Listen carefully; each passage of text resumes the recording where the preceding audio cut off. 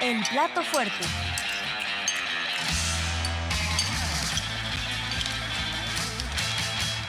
Hay varias reformas, las fue explicando una a una la secretaria de Gobernación, Luisa Alcalde, y esto es muy importante, reformas orientadas al bienestar. Vamos a ver esta primera parte. Se incluye el derecho de los adultos mayores a una pensión no contributiva a partir de los 65 años de edad. Hay una segunda reforma para proteger a las personas con discapacidad, dándoles el derecho a una pensión universal. Una tercera reforma que tiene que ver con los apoyos al campo, el derecho a precios de garantía para compraventa de alimentos básicos. Tenemos una reforma adicional para estudiantes de escasos recursos, donde se establece el derecho a becas, una reforma para los jóvenes, el derecho a la capacitación laboral para que puedan recibir de manera directa un apoyo económico equivalente a un salario mínimo. Se propone revertir el deterioro de las pensiones provocadas con las reformas neoliberales de Ernesto Zedillo de 1997 y de Felipe Calderón. Tendrán derecho a que su pensión de retiro por vejez sea igual a su último salario, hasta por el monto equivalente al salario promedio registrado en el Instituto Mexicano del Seguro Social. El salario mínimo no podrá fijarse por debajo de la inflación. Se incorpora en la Constitución que el Estado garantizará la atención médica integral, universal y gratuita. Y expresamente se establece que incluye estudios médicos, intervenciones quirúrgicas y los medicamentos gratuitos necesarios para poder garantizar este derecho.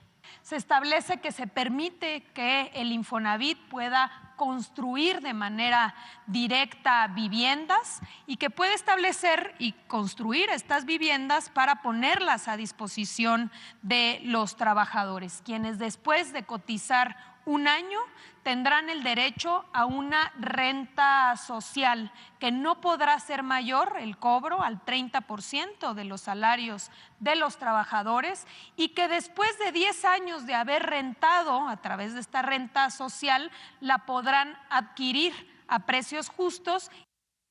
En materia electoral, el presidente López Obrador no quita el dedo del renglón. Hay que recordar que pues ya le habían desechado esta reforma que incluye bajar el número de legisladores, porque hay que quitar a los pluris, a los que solo representan, por ejemplo, en el caso del PRI, a Alito, a sus intereses, Alito va como pluri, ¿no? Entonces, lo que dice el presidente es que sean menos diputados, pero todos representantes de los ciudadanos, que sean electos en las urnas. Lo mismo senadores, quedaríamos con 68 senadores y con 300 diputados de mayoría. Nada de pluris, eso por un lado. Además, que las consultas populares y la revocación de mandato sean vinculantes únicamente con una participación del 30% para darle el poder a la gente. La reforma electoral elimina tanto diputados como senadores plurinominales, pasa de 500 a 300 diputados, de 128 a 64 senadores. Todos ellos serán electos por mayoría relativa para garantizar el arraigo territorial. Y también se limitan el número de diputados locales en las entidades federativas, se establecen mínimos y máximos de diputados. Hoy sabemos que hay varias entidades federativas con un número muy alto de diputados. Una reducción de regidores y concejales y también la renovación de autoridades electorales. El Instituto Nacional de Elecciones y Consultas, el INEC, sustituye al INE.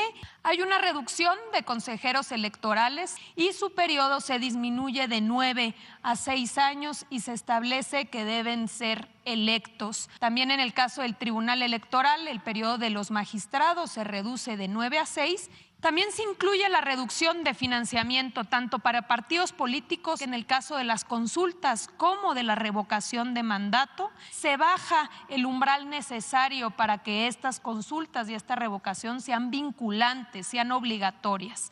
Antes la ley establecía 40%, hoy se establece una reducción al 30%.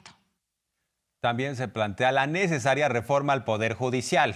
Esta les molesta mucho, porque dicen que el pueblo no sabe, no conoce y cómo va a elegir a jueces, a ministros y a magistrados. Pero se trata que rindan cuentas ante la sociedad, no ante la oligarquía, como ha sucedido hasta ahora. Se incluye también una reforma al Poder Judicial.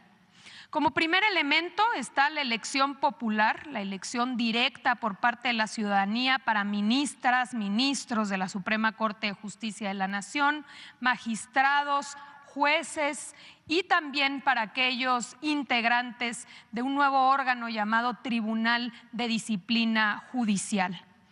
Se reducen el número de ministros de 11 a 9, se desaparecen las 2 salas y se sesionará en pleno.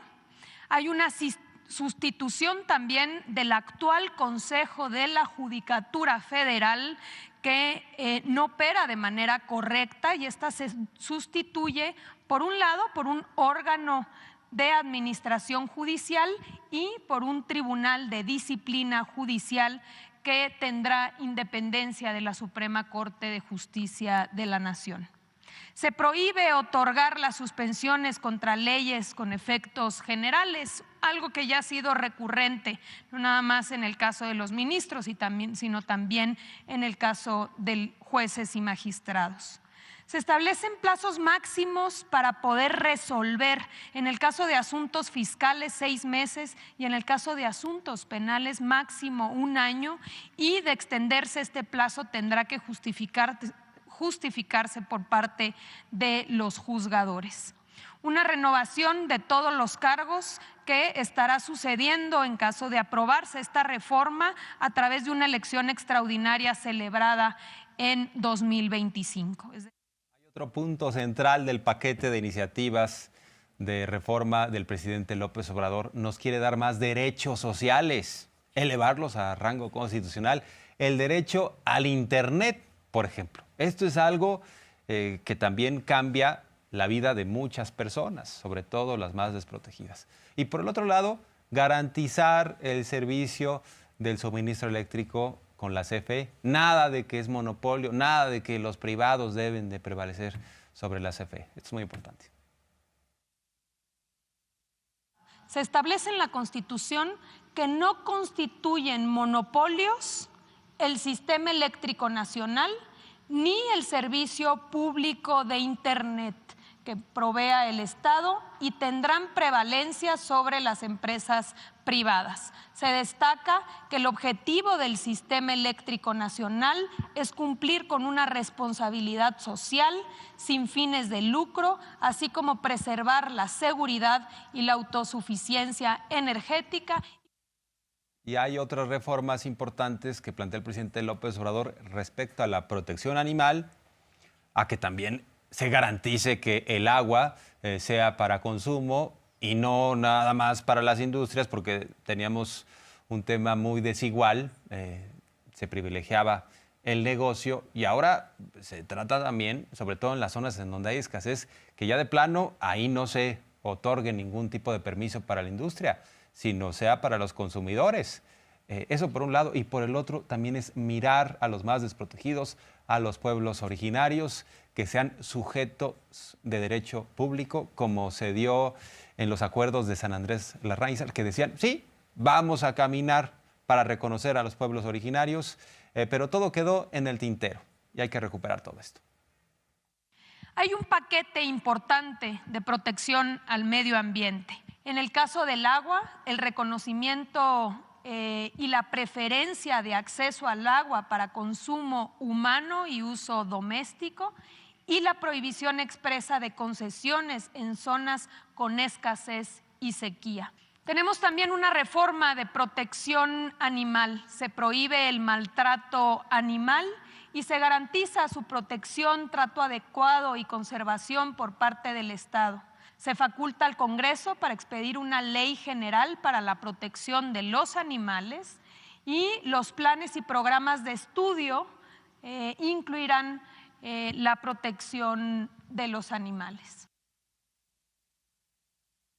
El reconocimiento de los pueblos y las comunidades indígenas y afromexicanas a la libre determinación, al desarrollo de sus sistemas normativos, a elegir a sus autoridades y representantes tradicionales, a la consulta libre, previa e informada, así como a su patrimonio cultural, medicina tradicional, lenguas y modelos educativos.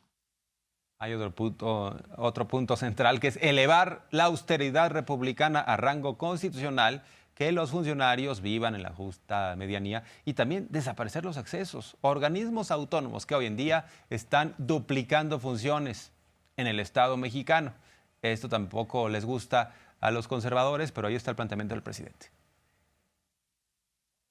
Se establece y se reconoce por primera vez en la Constitución el principio de austeridad republicana. Se prohíbe la adquisición y la contratación de gastos innecesarios. Las autoridades federales y locales deben eliminar entes públicos que dupliquen funciones. Se reafirma que nadie puede ganar más que el presidente de la República. Una reforma adicional tiene que ver con la desaparición de los órganos llamados autónomos que duplican funciones, como es el caso del INAI, de la COFESE, del IFT, de la CRE, CNH, Coneval,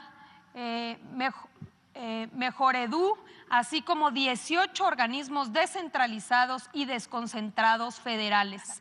Aquí lo importante a destacar es que no se pierden las funciones ni tampoco se pierden los derechos, como es el derecho a la transparencia, sino que todos esos derechos serán protegidos y establecidos a través de las dependencias responsables de cada ramo. Importante destacar el respeto a los derechos de las trabajadoras y los trabajadores que forman parte de estos organismos.